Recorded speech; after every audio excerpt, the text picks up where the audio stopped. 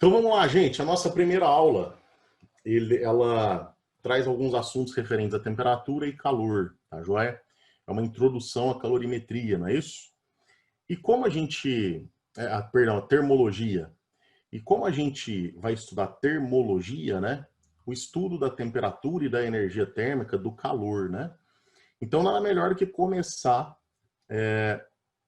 para você definindo o que é temperatura. Para nós começarmos definindo o que é temperatura, pessoal, eu vou fazer você pensar, eu vou pedir para você pensar em um determinado exemplo. Imagine que você tem uma quantidade de água aí junto de você, na sua garrafinha, no seu copo, não sei. E aí, estando essa água numa temperatura ambiente, ou às vezes até gelada, você olha para a água e não percebe nada, nenhum movimento aparente.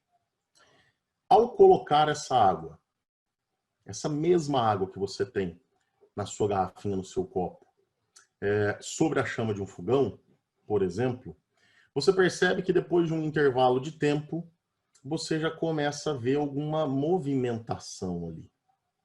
Lógico que você não consegue ver a movimentação das partículas, mas você consegue ver a movimentação daquele conjunto, daquele sistema.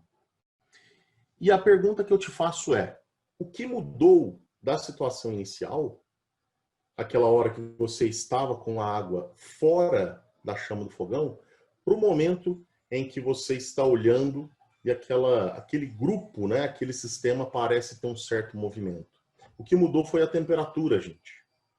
E pensando neste exemplo, nada melhor para nós podermos definir o que vem a ser temperatura.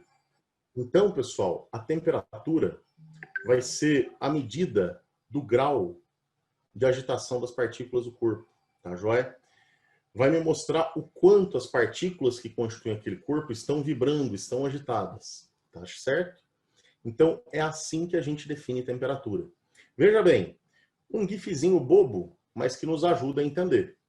Você tem aqui, ó, inicialmente, este corpo numa temperatura mais baixa, e aí você percebe uma certa vibração das partículas, e à medida com que a temperatura vai aumentando, olha lá, ó, olha o bulbo do